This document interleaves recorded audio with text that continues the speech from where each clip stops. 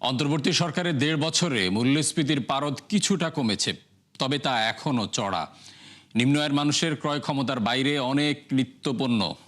এমন পরিস্থিতিতে সরকারি কর্মচারীদের নতুন পে স্কেল কার্যকর হলে আবারও উস্কে যেতে পারে বাজার পরিস্থিতি। আর এর দায় সাধারণ ভোক্তার কাঁধে পড়বে বলে মত কনজিউমার্স অ্যাসোসিয়েশন ক্যাবের। রাকিব হোসেনের রিপোর্ট। দীর্ঘ সময় ধরে নিত্যপণ্যের চড়া দরের চাপে ভোক্তা।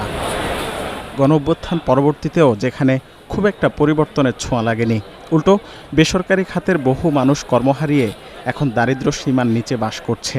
অনানুষ্ঠানিক খাতের যাদের আয় নিম্ন, তারাও আছে নানামুখী সংকটে। সংসার কিরকমের জীবন বাঁচাইতেছি আর কি, এক তো খায়া এক তো না খায়া, এরভাবে জীবন বাঁচাইতেছি। কাজ না থাকলে ইনকাম নাই, আর যদি অসুখ হয় মনে করেন ওই যে যেমন কামাইছি এগুলো আবার ওই অসুখের দিকে শেষ করতে হয়। মানবতার জীবনযাপন করছে যাদের চাকরি নাই, আর যাদের চাকরি আছে তারা কোনো রকম চলতে পারছে।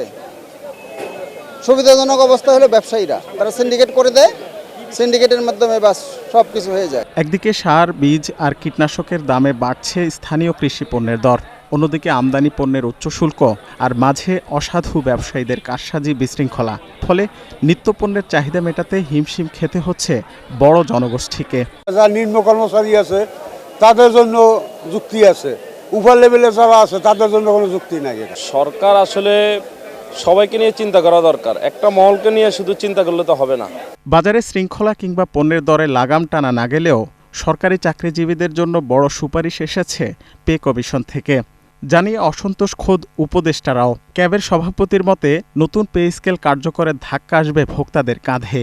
এ নিয়ে সরকারের প্রস্তুতি চোখে পড়ার মতো নয়। ২০ লক্ষ লোক হলে হয়তো ১ কোটি লোক যারা তার ফ্যামিলি মেম্বার সহ হবে, কিন্তু বাকি যে আপনার বড় অংশ যে এই নেটের বাইরে রয়েছে, অর্থাৎ আপনার প্রায় 90% লোক আপনার এই নেটের বাইরে আছে, তাদের জন্য কি? কারণ আপনি তো একই বাজার থেকে জিনিস কিনছেন, কারো সক্ষমতা বেশি, কারো সক্ষমতা কম, তাহলে তো তাকে আমরা আসলে আপনার ডিপ্রাইভ করছি। আওয়ামী লীগ সরকারের সময় ২ অঙ্কের ঘর পেরিয়ে যায় মূল্যস্ফীতি। অন্তর্বর্তী সরকারের নানা উদ্যোগে তা ১ অঙ্কে নামলেও সন্তোষজনক নয়, যদিও শ্রীলঙ্কা সহ অনেক দেশ মূল্যস্ফীতি নিয়ন্ত্রণে সফলতা দেখিয়েছে। রাকিব হোসেন, ৭১, ঢাকা।